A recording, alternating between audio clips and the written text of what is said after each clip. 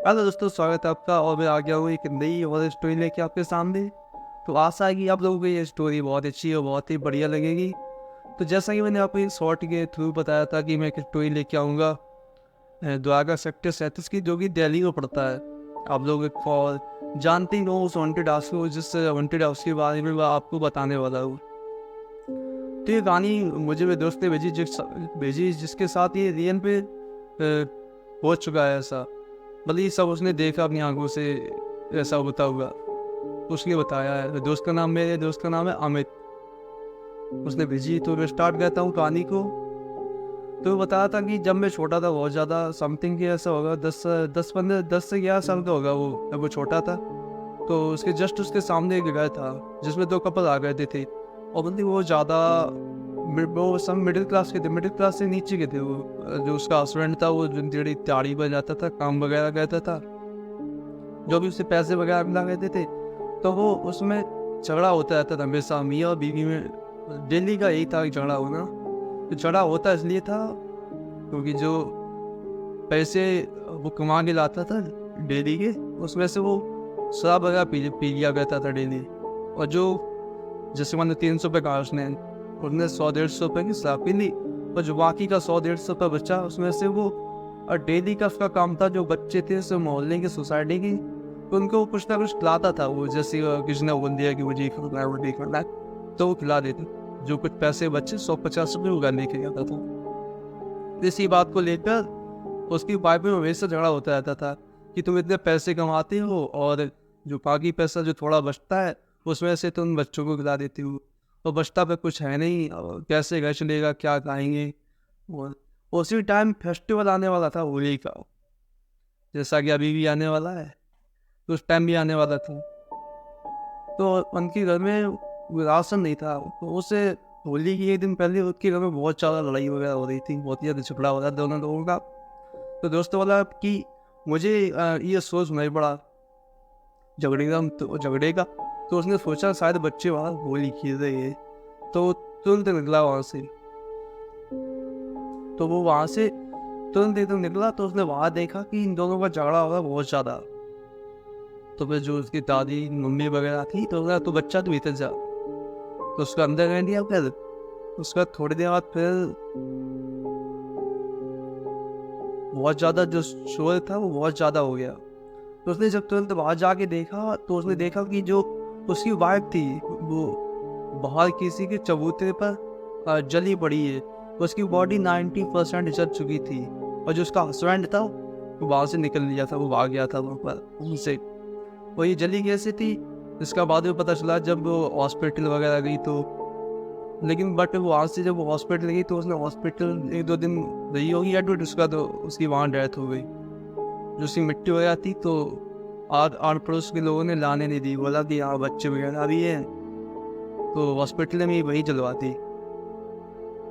तो मुझे जब पता चला कि वो आग लगी कैसे थी, तो बताया, जब पूछा कि आग लगी कैसे थी, तो उसके हस्बैंड ने बोला कि स्टॉप नहीं होता, शायद आप लोग जानते होंगे, उसे मिट्टी के अंदर डालो फिर जलाओ, ऐसे स्टॉप बोलते। तो उसने वो स्टॉप खोल के अपने ऊपर डाल दिया था, और वो उससे कह रही थी बच्चों तुम बच्चों को नहीं खिलाओगे और ना ही तुम शराब वगैरह पियोगे थे, तो अपने आप को आग लगा लूंगी। अगर तुमने ऐसा किया तो मैं अपने आप को आग लगा लूंगी। कह रहा था कि अब ऐसा कभी नहीं करूँगा। और ऐसे वो जो लेडीज थी, जो उसकी वाइफ थी, उसको डरा रही थी ये कह के कि मैं आग लगा लूंगी, ये कर लूंगी, मर जाऊंगी। तो वो कह रहा थी अब ऐसा कभी नहीं करूँगा, मैं शराब भी नहीं पीऊँगा और बच्चों को भी नहीं खिलाऊंगा कुछ। तो लेकिन उसने जो माचिस ली, उसने तीली जला दी, आग आग जला ली उसने जब। तो गलती से जब उन्हें ऐसे फेंका उसको, या फिर कुछ भी किया 1 मिनट, लेकिन वो गलती से आग उसको लग गई। जो फ्रेंड गया था उसको गलती से आग लगी और वो तुरंत जलने लगी। मैंने थोड़ी देर उसको बचाने मतलब बुझाने की कोशिश की, लेकिन बट वो बुझी नहीं, वो बाहर भागने लगी। तो मैं वहाँ से निकल गया, इसलिए क्योंकि अगर बाई चांस से अगर अब मोहल्ले वाले जानते तो हमें पीटते, लगता कि इसने अपनी वाइफ को जला दी है, इसलिए। उसके 10-15 दिन बाद उसका जो हस्बैंड था वो भी ख़त्म हो गया। और वो ख़त्म हुआ कैसे, क्योंकि जब वो उसका तैयारी पे जाने लगा, तो जिस जिस बिल्डिंग पे वो काम कर रहा था, तो वहाँ के लोगों का कहना है कि ये बालकनी में खड़ा हुआ था और अचानक वहाँ से गिर पड़ा। और पता नहीं कैसे गिरा, क्यों गिरा, किसी ने धक्का दिया, अभी तक कोई पता नहीं है। जो लोगों का कहना है वो कहना है कि वो बालकनी में खड़ा हुआ था, वहाँ से गिर गया और नीचे डेथ हो गई, ऑन स्पॉट वही डेथ हो गई उसकी। तब से उस घर के आसपास से ऐसा लगता है कि जैसे कोई और कभी कभी अभी भी वहाँ चिल्लाने की आवाज़ वगैरह आती है। ऐसा लगता है रात में कोई निकलेगा वहाँ से तो ऐसा लगता है कोई अंदर जाके बात कर रहा है, चिल्ला रहा है अभी भी।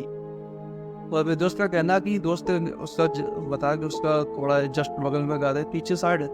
तो बताता है कि जैसे मैं कभी अकेला हूँ या फिर पीछे साइड जाऊँ, अपने पीछे साइड उनके, तो ये लगता है जैसे छम छम की आवाज़ से आ रही है। और उस घर में तो काफ़ी अभी तो बंद पड़ा हुआ है रूम।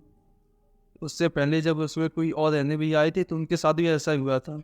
पहले वो मरी नहीं थी, उनके साथ ऐसा हुआ कहता था रात में जैसे कोई छम छम की आवाज़ आ रही है। कभी कभी ऐसा लगता है कि कई बार आग सी जल रही है आगे, और कभी चिल्लाने की आवाज़, बचा लो मुझे बचा लो। उसके बाद फिर उसमें जो कुछ मरम्मत है, उसका तो जो भी आता था वो 10-15 दिन 1 महीने समथिंग रुकता था, मेरे को लेता वहाँ से। जो भी आता था 10-15 दिन मुश्किल रुकता था और फिर उसके बाद वो वहाँ से चला जाता था। उसके पड़ोस में एक बिल्डिंग बनने लगी, तो जो जस्ट बिल्डिंग खाली थी तो ठेकेदार ने कहा इसमें रुक लिया जाएगा और काम होता है। तो वहाँ पर लेबर समथिंग की 40 से 50 थी लेबर वहाँ पर।